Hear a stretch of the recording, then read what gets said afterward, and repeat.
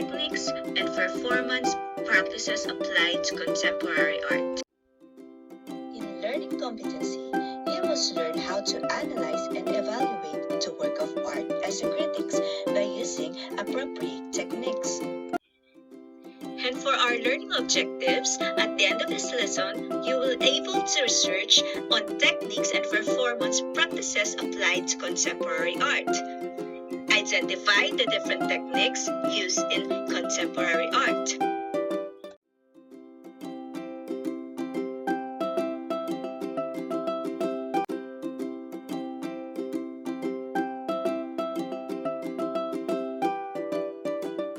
Materials or the substance are the things in which the art is made of. Through these materials, the artists express and communicate their feelings and ideas. Some local contemporary artists use their found materials, even the bottles, the scraps, and unusual materials in creating their artwork. We are now on our quarter 2, week 5. So before we start in our lesson, let's have a short recap from our previous lesson. Ready? Which artists are using the following materials on their artwork? Number 1, wood. And if your answer is a sculptor, you are correct. Moving on to number 2, guitar. And if your answer is musician, you are correct. Good job! Next is camera. You're absolutely correct, Saz is photographer. Moving on to number 4, canvas. Painter is the correct answer. Good job! Let's proceed to the last one, body. Absolutely right, dancer. Good job! In our previous lesson, we discussed about the various local materials that some of our local artists use to express their wonderful ideas. Today, we are going to learn how those local materials become a beautiful work of art. Filipinos are proven to be one of the most creative and colorful people in the world. The types of arts that are produced in different regions, each region has a unique specialization product to take pride. What is technique? Is the manner in which artists use and manipulate materials to achieve the desired formal effect and communicate the desired concept or meaning according to his or her personal style. The distinctive character or nature of the medium determines the technique. For example, stone is chiseled, wood is carved, clay is modeled and shaped, metal is cast, and thread is woven.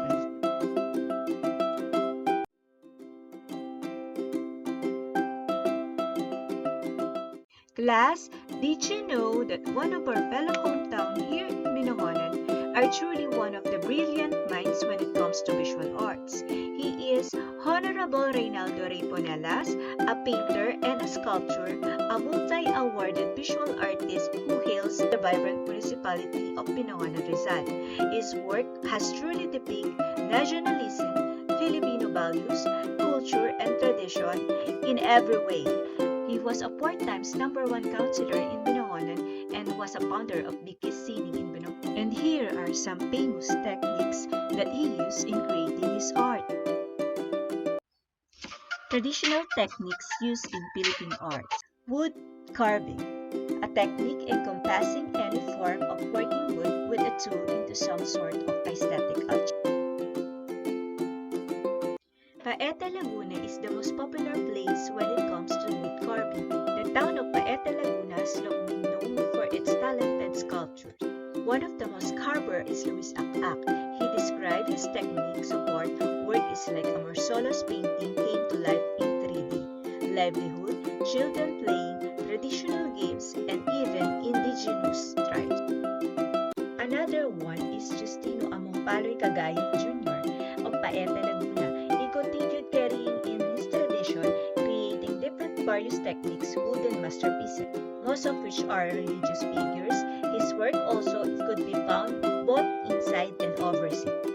Next is molding, a technique of shaping liquid or pliable materials such as clay.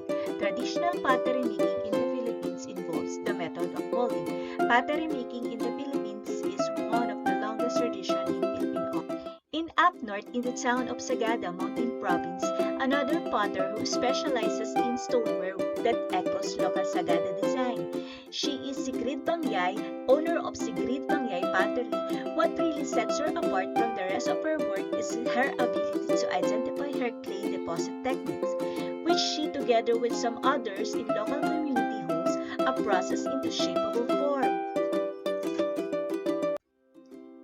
Fabric weaving is a method of textile production in which two distinct sets of yarns or threads are interlaced at right angles to form a fabric or cloth.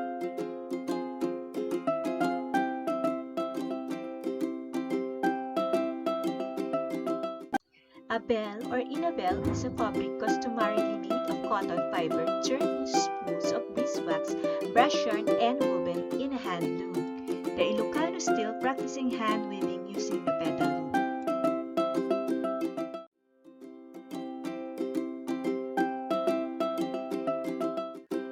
In textile weaving in Mindanao, the tinalak is a sacred woven cloth by the Tiboli people communities around Lake Cebu in Mindanao Island.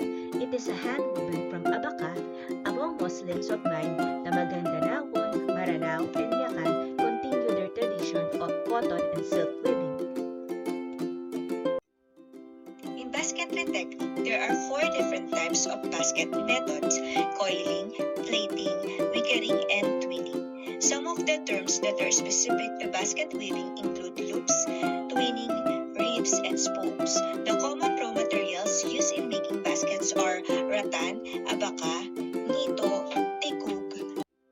Coiling technique is technically not weaving. It involves taking a core material and wrapping it, then sewing the materials together to create a spiral shape. Usually, some of coiled basket is round when finished. Plaiting is the simplest weaving technique. The end result will typically be a flat, square, or rectangle-shaped basket. The leaves of tropical plants such as yucca or palm are the best materials to use this kind of technique. Twinning is a technique where 2 or more weavers are woven around spokes. When creating this type of basket, one weaver goes in front of the spoke and the other goes behind the spoke.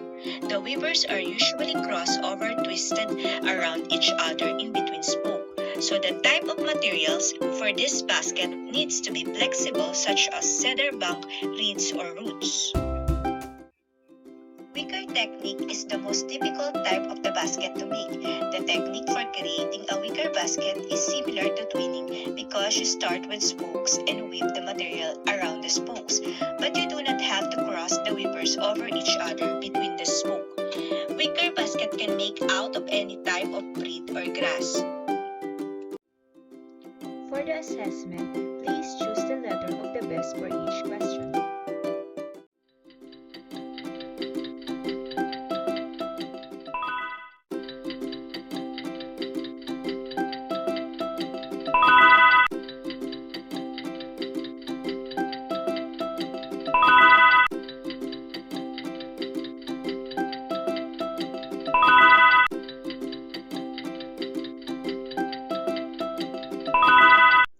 The correct answer is good job! For your performance number 5, create an art using any of the given materials. Choose only one. Class, remember that the most important technique is good manners and how to express consideration for the feelings of others. Thank you for joining my class. God bless!